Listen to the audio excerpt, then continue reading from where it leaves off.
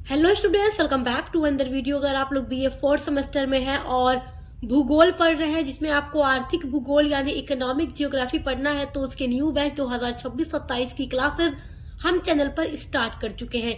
और आज हम पढ़ने वाले हैं आपके भूगोल का यानी आर्थिक भूगोल का चैप्टर नंबर 1। चैप्टर नंबर 1 में आपको पढ़ना है आर्थिक भूगोल क्या होता है, आर्थिक भूगोल का अर्थ और इसकी परिभाषाएं पढ़नी है।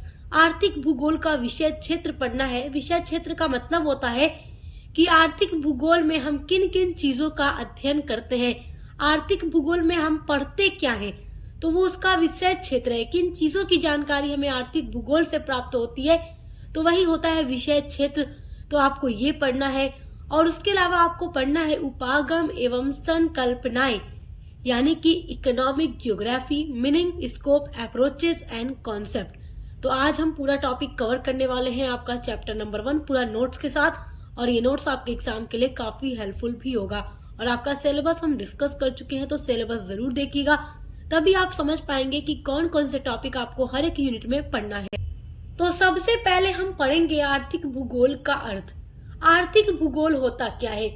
तो देखिए, आर्थिक भूगोल जो होता है एक ऐसा विषय, एक ऐसा सब्जेक्ट होता है जिसमें ये पढ़ा जाता है कि पृथ्वी के अलग अलग स्थानों पर रहने वाले जो लोग हैं वो कौन कौन से काम करके पैसे को कमाते हैं, और वो काम जो करते हैं आखिर जिस जगह वो रहते हैं वो काम वहां पर क्यों किया जाता है। क्योंकि आप देखेंगे कि हर एक स्थान पर पूरी दुनिया में एक जैसा व्यवसाय नहीं किया जाता। अलग अलग स्थानों में, अलग अलग क्षेत्र में अलग अलग प्रकार के व्यवसाय किए जाते हैं। तो वो व्यवसाय वहां पर क्यों किए जाते हैं, और उनसे बनी जो भी चीजें होती हैं उनका प्रयोग कहाँ पर किया जाता है, तो इन सब चीजों का अध्ययन करने वाला जो विषय होता है वही आर्थिक भूगोल है। देखो, इस दुनिया में जितने भी लोग रहते हैं ऐसा नहीं है कि वो कोई काम नहीं करते पैसे कमाने के लिए, क्योंकि जीवन को गुजारने के लिए पैसे कमाना बहुत ज्यादा महत्वपूर्ण है।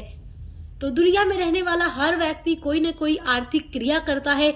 आर्थिक क्रिया का मतलब है कि कोई भी ऐसा काम जिससे वो पैसे कमा कर अपने जीवन यापन को कर सके। तो देखिए, आर्थिक भूगोल मानव भूगोल की वो महत्वपूर्ण शाखा होती है जिसके अंतर्गत पृथ्वी के धरातल पर निवास करने वाले जो मानव होते हैं, पृथ्वी के धरातल का मतलब समझते हैं आप लोग, पृथ्वी पर रहने वाले जो लोग हैं, जो मानव हैं, जो इंसान हैं, वो जो जो आर्थिक क्रियाएं करते हैं पैसे कमाने के उद्देश्य से, जो भी व्यवसाय करते हैं, जो भी उद्योग धंधा स्थापित करते हैं, जो भी बिजनेस करते हैं, जो भी जॉब करते हैं, जो भी सर्विसेज करते हैं या कृषि करते हैं, कुछ भी करते हैं जीवन यापन करने के लिए, जो भी आर्थिक क्रियाएं करते हैं, और उनकी क्षेत्रीय भिन्नताओं और विशेषताओं का अध्ययन किया जाता है। यानी कि ये एक ऐसा विषय होता है जिसमें मनुष्यों की आर्थिक क्रियाएं और क्षेत्रीय भिन्नताओं का मतलब अलग अलग स्थानों पर अलग अलग प्रकार का व्यवसाय, आर्थिक क्रियाएं की जाती हैं, उनकी क्या क्या विशेषताएं होती हैं, इन सभी चीजों का अध्ययन आर्थिक भूगोल में किया जाता है कि अलग अलग स्थानों पर, विश्व के अलग अलग देशों में, राज्यों में, अलग अलग इलाकों में कौन कौन सा काम होता है, वहां पर रहने वाले लोग कैसे वो काम करते हैं, क्या क्या विशेषताएं हैं उनके कार्यों की, इन सभी चीजों का अध्ययन आर्थिक भूगोल में किया जाता है। इसके अतिरिक्त मानवीय क्रियाओं के स्थानिक वितरण अर्थात उनकी अवस्थितियों तथा संबंधों का अध्ययन भी इसके ही अंतर्गत किया जाता है। तो देखिए, अभी तो आप ये समझ ही गए होंगे कि जो आर्थिक भूगोल है वो मानव भूगोल की एक उपशाखा या शाखा होती है जिसके अंतर्गत मनुष्य की आर्थिक क्रियाओं के वितरण और उसकी प्राकृतिक परिस्थितियों के साथ साथ उनके संबंधों का अध्ययन भी किया जाता है। देखिए, मनुष्य की जो भी आर्थिक क्रियाएं होती हैं उसके अंतर्गत बहुत सारी चीजें शामिल होती हैं, जैसे कि वस्तुओं का उत्पादन करना, वितरण करना, उपभोग करना या विनिमय करना, ये सारी क्रियाएं भी आर्थिक क्रियाओं में शामिल होती है।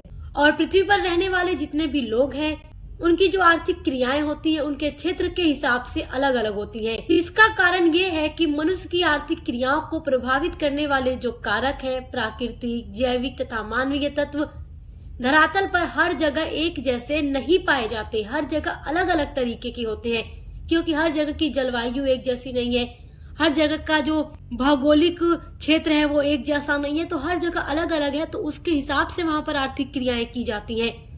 तो विश्व के विभिन्न भागों में पाए जाने वाली मनुष्य की आर्थिक क्रियाएं जो होती है उनमें विषमता होती है, उनका ही अध्ययन आर्थिक भूगोल में किया जाता है। एंड आई होप कि अब आर्थिक भूगोल क्या है आपको बहुत अच्छे से समझ में आ गया होगा। तो बिल्कुल जिस तरीके से मैंने आप लोगों को बताया है वैसे ही जाकर आप लोगों को एग्जाम में लिखना है। आइए अब आर्थिक भूगोल की परिभाषाएं अलग अलग विद्वानों के अनुसार देखते हैं, क्योंकि एग्जाम में परिभाषा लिखने पर नंबर काफी अच्छा मिलता है। मतलब कि अगर आप परिभाषा लिख देंगे तो जितने नंबर का क्वेश्चन है पूरा ही नंबर आपको मिल जाएगा, क्योंकि एग्जामिनर परिभाषा पर नंबर अधिक देते हैं। आर्थिक भूगोल की परिभाषा में जो पहली परिभाषा है वो है R.E. मर्फी के अनुसार। तो देखिए ये क्या लिखते हैं आर्थिक भूगोल के लिए। ये लिखते हैं कि आर्थिक भूगोल में मनुष्य के जीविकोपार्जन की विधियों में एक स्थान से दूसरे स्थान पर मिलने वाली समानता एवं विषमता का अध्ययन किया जाता है। यानी कि पृथ्वी पर अलग अलग स्थानों पर रहने वाले जो लोग हैं वो जीविकोपार्जन करने के लिए यानी रुपए पैसे कमाने के लिए जो जो काम करते हैं उनमें जो समानताएं हैं या जो उनमें विषमताएं हैं, डिफरेंसेस है, उन सभी का अध्ययन करने वाला विषय ही आर्थिक भूगोल है। अब देखिए आर्थिक भूगोल की जो दूसरी परिभाषा है वो है प्रोफेसर शॉ के अकॉर्डिंग। तो ये क्या लिखते हैं आर्थिक भूगोल के लिए। ये लिखते हैं कि आर्थिक भूगोल के अंतर्गत इस बात का अध्ययन किया जाता है कि किस प्रकार मानवीय आर्थिक क्रियाएं विश्व के उद्योगों, उसके आधारभूत साधनों और औद्योगिक उत्पादनों के अनुरूप होती है। तो ये भी वही बात बताते हैं। देखो हर जो विद्वान होते हैं ना वो अलग अलग शब्दों का प्रयोग करके वही बात कहने की कोशिश करते हैं कि आर्थिक भूगोल एक ऐसा विषय होता है जिसके अंदर मानवीय आर्थिक क्रियाओं का अध्ययन किया जाता है और पूरे विश्व भर में किया जाता है। एक स्थान पर नहीं, पूरे विश्व का अध्ययन किया जाता है कि हर जगह की आर्थिक क्रियाएं कैसी हैं। सारी चीजों की स्टडी आर्थिक भूगोल में की जाती है। अगली परिभाषा है प्रोफेसर मैकफर्लेन के अनुसार। ये लिखते हैं कि आर्थिक भूगोल के अंतर्गत हम मनुष्य के आर्थिक प्रयत्नों पर भौगोलिक तथा भौतिक परिस्थितियों, विशेष रूप से भौगोलिक संरचना, जलवायु तथा भूमि की धरातलीय विशेषताओं के प्रभाव का अध्ययन करते हैं। अब देखो इनके कहने का मतलब ये है कि पृथ्वी पर रहने वाले जो मनुष्य अलग अलग स्थानों पर, तो हर देश की जो भौगोलिक संरचना है वो एक जैसी नहीं है। हर जगह की भौगोलिक संरचना, यानी कि भौगोलिक संरचना का मतलब क्या है, कहाँ मैदान है, कहाँ रेगिस्तान है, कहाँ पठार है, कहाँ पहाड़ है। तो ये सारी चीजें भौगोलिक संरचना के हिसाब से भी अलग अलग प्रकार के व्यवसाय अलग अलग स्थानों पर किए जाते हैं। कहीं की जलवायु एक जैसी नहीं होती, अलग अलग स्थानों के हिसाब से अलग अलग स्थानों पर व्यवसाय किए जाते हैं, क्योंकि हर प्रकार के व्यवसाय के लिए जैसी जैसी जलवायु जरूरी है उस स्थान पर ही वो व्यवसाय शुरू किया जाता है।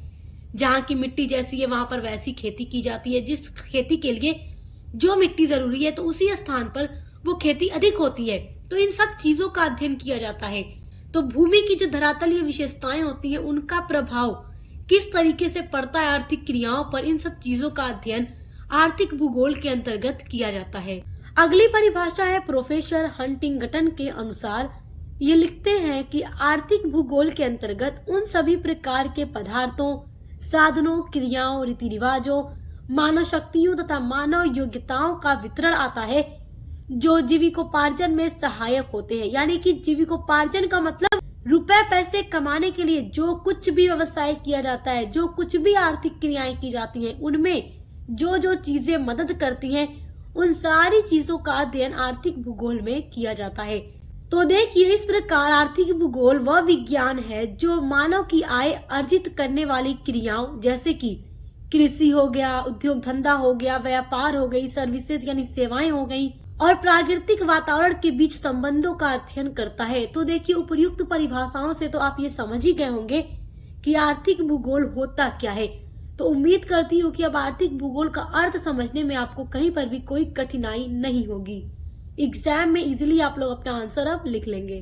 आइए अब समझते हैं आपके एग्जाम का सबसे इम्पोर्टेंट टॉपिक आर्थिक भूगोल का विषय क्षेत्र, यानी कि स्कोप क्या होता है इकोनॉमिक जियोग्राफी का। एग्जाम के पॉइंट ऑफ व्यू से यही टॉपिक बहुत इंपॉर्टेंट है आपके इस चैप्टर से, क्योंकि इसका जो विषय क्षेत्र होता है वो एग्जाम में लॉन्ग क्वेश्चन में पूछता है। तो यहाँ पर मैंने देखिए एक चार्ट बनाया है, एक डायग्राम बनाया है और इसके माध्यम से आप लोगों को विषय क्षेत्र समझाने का प्रयास किया है। तो अगर आप चाहें तो एग्जाम में इस तरीके से चार्ट बना देंगे तो आपको पूरा नंबर मिल जाएगा। चलिए अब इसको समझते हैं कि आर्थिक भूगोल का विषय क्षेत्र होता क्या है। देखिए, सबसे पहली बात तो आप ये जानिए कि विषय क्षेत्र का मतलब होता है कि वो सारी चीजें जिनका अध्ययन हम करते हैं आर्थिक भूगोल के अंतर्गत। तो यहाँ पर जितनी चीजें आप देख रहे हैं, इन सब चीजों का अध्ययन होता है किसके अंतर्गत? आर्थिक भूगोल के अंतर्गत। इसमें 3 चीजें आती हैं। देखो, प्राकृतिक संसाधन आता है, मनुष्य आते हैं और आर्थिक क्रियाएं आती हैं। प्राकृतिक संसाधन का मतलब वो है कि जो प्रकृति की तरफ से दिया गया है पृथ्वी पर मनुष्यों के लिए, जिसका दोहन करके मनुष्य क्या करता है? आर्थिक क्रियाएं करता है। तो प्राकृतिक संसाधनों का दोहन कौन करता है? मनुष्य करता है। क्यों करता है? आर्थिक क्रियाओं को करने के लिए, रुपए पैसे कमाने के लिए। वो अलग अलग प्रकार के धंधे, उद्योग धंधे करता है ताकि अपना जीविकोपार्जन कर सके, क्योंकि बिना पैसे के वो कैसे जिंदगी गुजार सकता है। तो हर व्यक्ति प्राकृतिक संसाधनों का दोहन करता है आर्थिक क्रियाओं को करने के लिए। तो चलिए सबसे पहले प्राकृतिक संसाधन को समझते हैं, फिर मनुष्य को समझेंगे, फिर आर्थिक क्रियाओं को समझेंगे।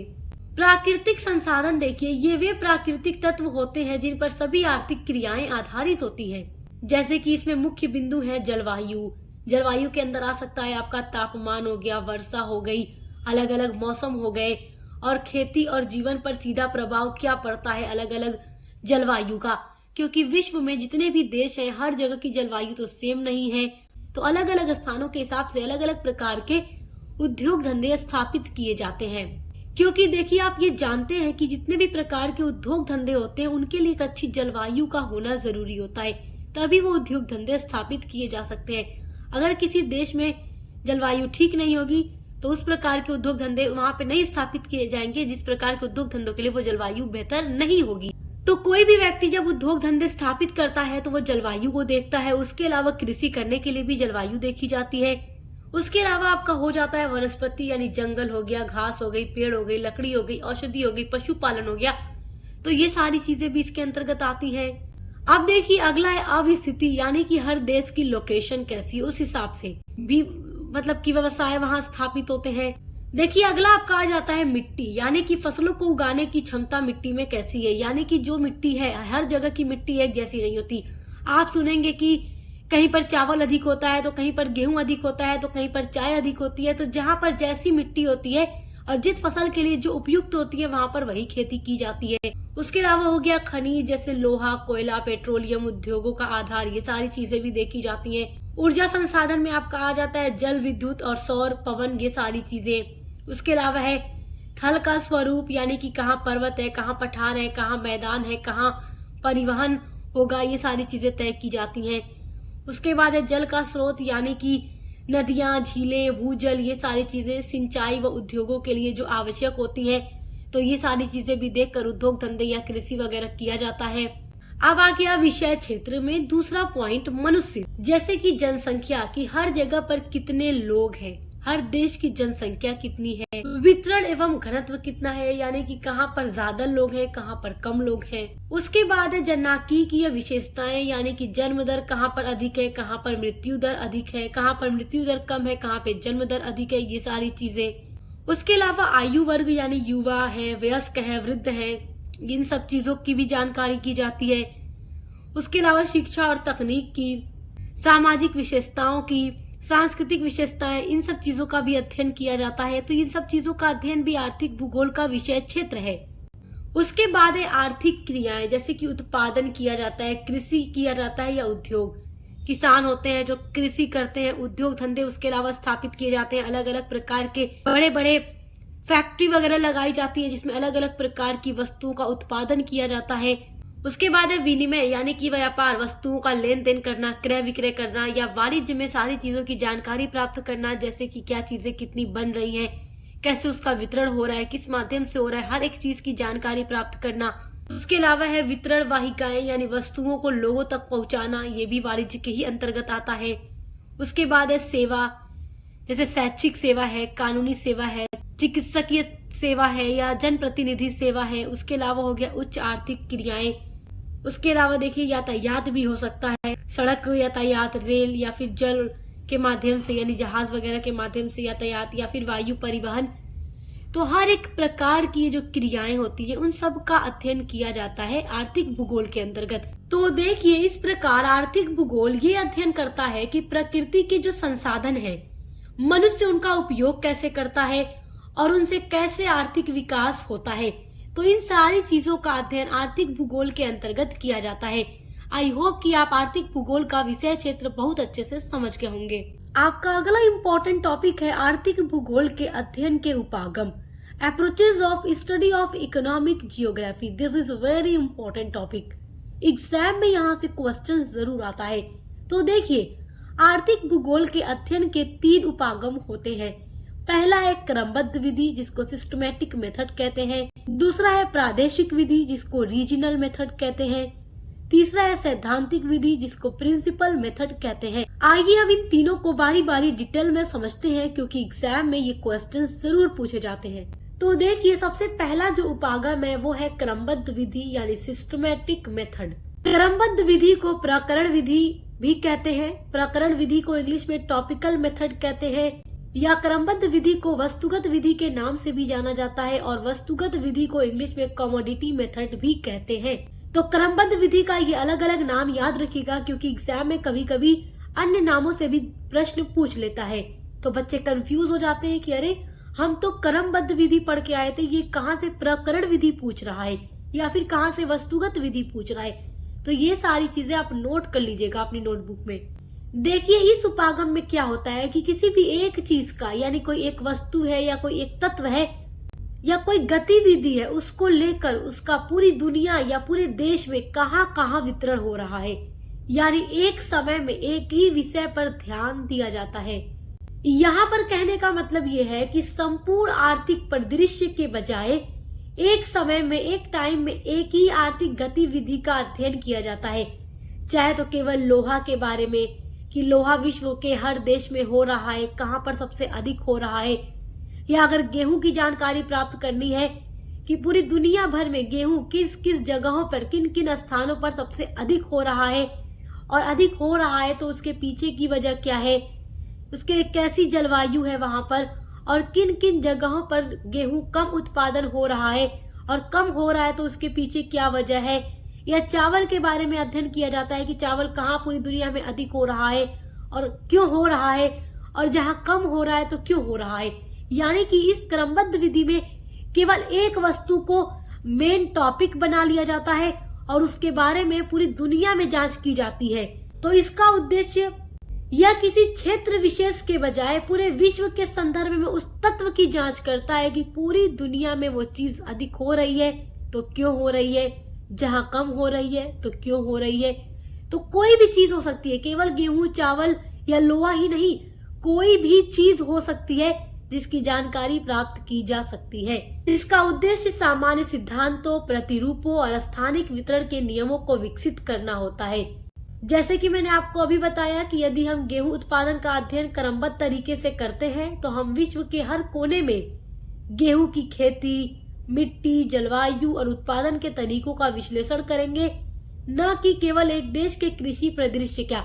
यानी कि केवल हम ये नहीं जानकारी प्राप्त करेंगे कि भारत में ही अगर हो रहा है तो क्यों हो रहा है, किन जगहों पे, किन राज्यों में अधिक हो रहा है। इसमें पूरी दुनिया में जानकारी प्राप्त करेंगे गेहूं के बारे में कि कहाँ अधिक हो रहा है और कहाँ कम हो रहा है। तो अधिक होने की भी वजह क्या है, कम होने की भी वजह क्या है, जलवायु कैसी है, मिट्टी कैसी है, तो सारी चीजों की जानकारी प्राप्त करेंगे एक तत्व के बारे में। वो तत्व कुछ भी हो सकता है, केवल गेहूं या चावल नहीं, ये बात याद रखिएगा, कुछ भी हो सकता है। तो ये होता है क्रमबद्ध विधि। दूसरा उपागम है प्रादेशिक विधि यानी रीजनल मेथड। रीजनल में देखो, रीजनल का मतलब क्या है, प्रादेशिक, रीजन यानी एक क्षेत्र, एक जगह की बात हो रही है। देखिए, इस विधि में किसी एक क्षेत्र, प्रदेश की सभी आर्थिक गतिविधियों का समग्र अध्ययन किया जाता है। यहाँ विषय नहीं, क्षेत्र मुख्य होता है। आपने अभी क्रमबद्ध विधि में देखा कि क्षेत्र महत्व नहीं रखता, केवल एक विषय महत्व रखता है। किसी भी एक विषय की जानकारी प्राप्त होती है क्रमबद्ध विधि में।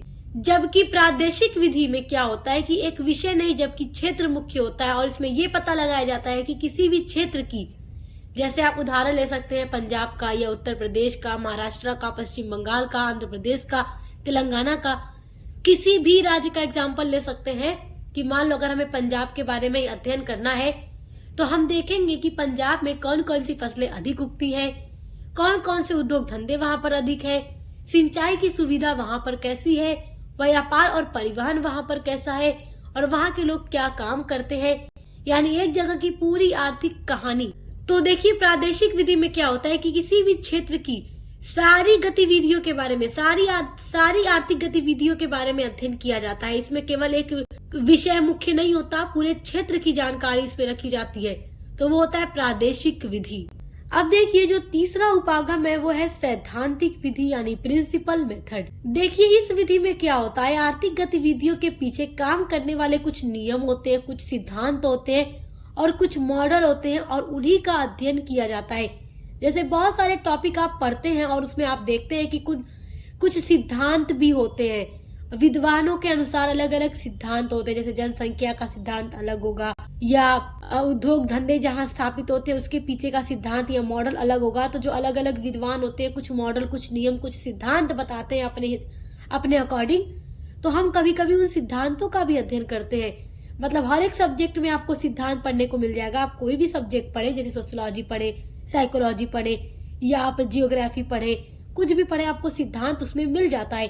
तो जब सिद्धांतों के माध्यम से स्टडी की जाती है, जानकारी प्राप्त की जाती है आर्थिक गतिविधियों की, तो वो सैद्धांतिक विधि होती है। सैद्धांतिक विधि को समझने के लिए यहाँ पर मैंने कुछ एग्जाम्पल नोट किया है और इस एग्जाम्पल के माध्यम से आप सैद्धांतिक विधि को बहुत आसानी से समझ जाएंगे। देखिए यहाँ पर कुछ क्वेश्चंस नोट किए हैं और यही क्वेश्चन आपका एग्जाम्पल यानी उदाहरण है।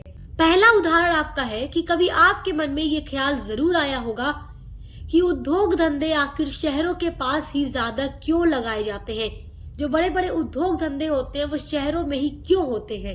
इसके पीछे ये कभी ना कभी आपके मन में आया होगा। कभी आपके मन में ये भी प्रश्न आया होगा कि जो खेती वगैरह होती है वो अक्सर शहरों से दूर क्यों होती है, क्योंकि खेती अक्सर गांव में होती है, शहरों में नहीं। तो खेती गांव में क्यों होती है, शहरों से दूर क्यों होती है। उसके अलावा बाजार एक निश्चित दूरी पर ही क्यों विकसित होते हैं। तो इन सवालों के जवाब देने के लिए कुछ सिद्धांत भी बनाए गए हैं अलग अलग विद्वानों के अनुसार। जैसे कि वेबर का जो औद्योगिक स्थापन सिद्धांत है, वो सिद्धांत ये कहता है कि उद्योग वहां पर लगाते हैं जहां पर लागत कम होती है, क्योंकि जब लागत कम होगी, कॉस्ट कम आएगी वस्तुओं की, तो उसको बेचकर मुनाफा कमाया जाएगा। तो हर एक चीज के पीछे हर विद्वान का अलग अलग एक रूल होता है, एक मॉडल होता है, एक सिद्धांत होता है। तो जब सिद्धांत के माध्यम से हम किसी भी चीज की जानकारी प्राप्त करते हैं तो वो होती है सैद्धांतिक विधि। आई होप कि आप इसको बहुत अच्छे से समझ गए होंगे। तो देखिए आपका जो चैप्टर नंबर 1 है पूरा इस वीडियो में कंप्लीट हो गया। आप चैप्टर नंबर 2 की वीडियो देखने के लिए चैनल को सब्सक्राइब जरूर कीजिएगा। जियोग्राफी के अलावा आप अदर कोई भी सब्जेक्ट पढ़ते हैं, जैसे हिंदी हो गया, इंग्लिश लिटरेचर हो गया, पॉलिटिकल साइंस हो गया, साइकोलॉजी हो गया, होम साइंस हो गया, या फिर अदर कोई भी सब्जेक्ट आप लोग पढ़ते हैं अपने बीए में, आपका को करिकुलर सब्जेक्ट हो गया जो कि एकदम जरूरी होता है, कंपलसरी होता है देना। तो कोई भी सब्जेक्ट आप पढ़ते हैं उसके लिए चैनल पर हमारे सक्सेस मास्टर पॉइंट पर विजिट जरूर कीजिएगा, क्योंकि यहाँ पर बीए के हर एक सेमेस्टर में हर एक सब्जेक्ट की क्लासेस न्यू सिलेबस के अकॉर्डिंग ऑल यूनिवर्सिटी के लिए कराई जाती है। तो अच्छे से पढ़ाई करते रहिए। Best of luck. अब मिलते हैं अगली वीडियो के साथ।